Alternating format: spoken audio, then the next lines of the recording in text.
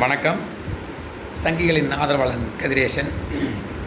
இன்றைக்கி தமிழ்நாடு சட்டம் 2026 சட்டமன்ற தேர்தல் முடிவில் ஏறக்குறைய விஜய் அவர்கள் முதல்வர் ஆகிறதா முடிவாயிருச்சு. ஆனால் நான் விஜய் அவர்களுக்கு என்னுடைய தாழ்மையான வேண்டுகோள் என்ன அப்படின்னு கேட்டிங்கன்னா, நீங்கள் இந்த ஒரு மாதத்துக்கு முன்னாடி தேர்தல் பிரச்சாரத்தில் என்னென்ன பேசுனீங்க அதை நாங்கள் பார்த்துட்டு தான் இருந்தோம்.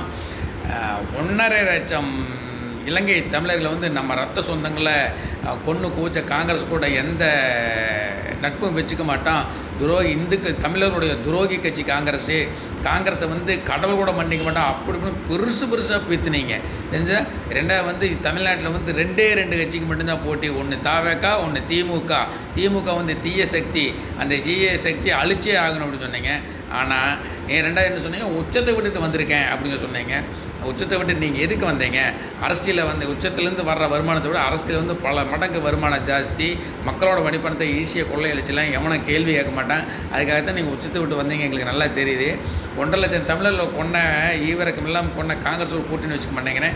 இன்றைக்கி உங்களுடைய பதவி சுகத்துக்காகவும் உங்கள் முதலமைச்சருக்காகவும் நீங்கள் பணம் சம்பாதிக்கிறதுக்காகவும் அந்த பேசின வார்த்தையெல்லாம் மறந்துட்டு இன்றைக்கி காங்கிரஸ்காரனோட காலத்தை போய் நக்கிட்டு இருக்கிறீங்க.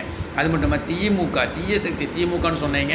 இன்னைக்கு திமுக கூட்டணியில் இருக்கிற தீய சக்தி கூட்டணியில் இருக்கிற என்னோட காலத்தை நக்கிட்டு அவனோட வாசலில் போய் கெஞ்சிட்டு இருக்கீங்க. எனக்கு முதல்வருக்கு ஆதரவு கொடுங்க கெஞ்சிட்டு இருக்கீங்க. நீங்கள் முதல்வராகிறது உறுதியடிச்சு தாராளம் முதல்வராகிக்கிங்க. நாங்கள் வேண்டாம்னு சொல்லலை. ஆனால் நல்ல ஆட்சி மக்களுக்கு கொடுப்பீங்களா அப்படிங்கிற சந்தேகம். ஏன்னா நீங்கள் சினிமாவில் இருக்கும்போது 100 ரூபா டிக்கெட் 1500 விற்று கொள்ளையடிச்சவர், வெளிநாட்டிலேருந்து இறக்குமதி காருக்கு நீங்கள் ஓடியே காசு வச்சுருக்கீங்க. அந்த காருக்கு கேட்ட காசு பெரிய விஷயம் இல்லை. அந்த காருக்கு டேக்ஸ் கட்ட மாட்டேன் நான் அடம் பிடிச்ச நபர் நீங்கள். இன்றைக்கி உங்களுடைய சுய லாபத்துக்காக தமிழக மக்களுக்கு நீங்கள் தேர்தல் பிரச்சாரத்தில் என்னென்ன வாக்குறுதி கொடுத்தீங்களோ அந்த வாக்குறுதியை அத்தனையும் மறந்துட்டு இன்றைக்கி யாரெல்லாம் ஏற்று பேசுனீங்க அவங்க காலையெல்லாம் போய் முடிச்சிருக்கீங்க. உங்களுடைய ஆட்சி சுகத்துக்காகவும் பதவி சுகத்துக்காகவும் ஒவ்வொருத்தரையும் போய் நீங்கள் கெஞ்சிகிட்டு இருக்கிறீங்க. தமிழக மக்களை இலங்கையில் கொன்று குமிச்சானுங்களே அதையெல்லாம் நீங்கள் மறந்துட்டீங்க. தீய சக்தி திமுகன்னு சொல்லி விமர்சனம் பண்ணீங்களா, அதையும் நீங்கள் மறந்துட்டீங்க. இதுக்கெல்லாம் மேலே உங்கள் கூட்டணியில் ஒருத்தர் இருக்கான திருமாவளவன் அந்த இடத்துல எதுக்கிறதால பாஜக விஜய் பாஜகவோட கைப்பில்லை, விஜய் பாஜக தான் வளர்த்து விடுது அப்படின்னு சொல்லிட்டு இந்த திருமாவளவன் இன்றைக்கி உங்கள்கிட்ட அமைச்சர் பதவி கொடுங்க முதலமைச்சர் முதல்ல கேட்குறேன். இன்றைக்கி நீங்கள் பாஜக வளர்த்த பிள்ளைய தெரியல, இல்லை பாஜக வளர்த்த பிள்ளைக்கு திருமாவளவன் ஜாயின் சொக்கா போடுறதுக்கு ஆரம்பிச்சாரான்னு தெரியல. அரசியல் ஒரு சாக்கடை அப்படின்னு சொல்லிட்டு நிறைய பேர் சொல்கிறத நான் கேள்விப்பட்டிருக்கேன்.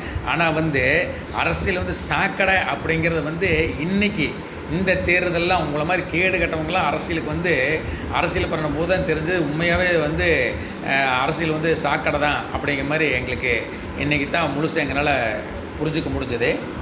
விஜய் அவர்களை நீங்கள் ஒன்றை நல்லா தெளிவாக வச்சுக்கோங்க, தெளிவாக மனசில் வச்சுக்கோங்க.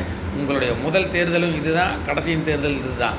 இந்த தேர்தல் நீங்கள் 35% வாக்கு வாங்கியிருக்கீங்க. ஆனால் அடுத்த தேர்தல் வெறும் 3% வாக்கு வாங்குவீங்களா அப்படிங்க நீங்கள் யோசனை பண்ணிங்க. ஏன்னா நீங்கள் சொன்ன வார்த்தை நம்மளுடைய ரத்த சொந்தம் 1.5 லட்சம் இலங்கை தமிழர்கள் கொன்று குமிஞ்ச காங்கிரஸ் கட்சி கூட எந்த காலத்திலையும் கூட்டணி வச்சுக்கோ, எந்த காலத்திலையும் சாவகாசம் வச்சுன்னு சொல்லி போட்டு இன்றைக்கி உங்கள் பதவியை சுகத்துக்காக அந்த காங்கிரஸ் காலனோட காலத்தை நீங்கள் நக்கிட்டு இருக்கீங்க.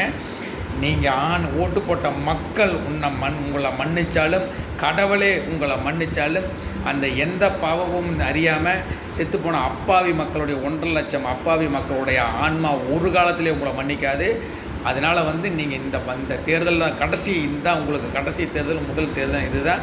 இதில் நீங்கள் என்ன அனுபவிச்சுக்கோங்க. இன்னொன்று நான் சொல்ல போகிறேன். நீங்கள் இந்த தேர்தலை 5 வருஷம் முழுமையாக முதலமைச்சராக நீங்கள் நிறைவு செய்ய முடியாது அப்படிங்கிறது தெளிவாக நீங்கள் தெரிஞ்சுங்க. வணக்கம், ஜெயஹிந்த்.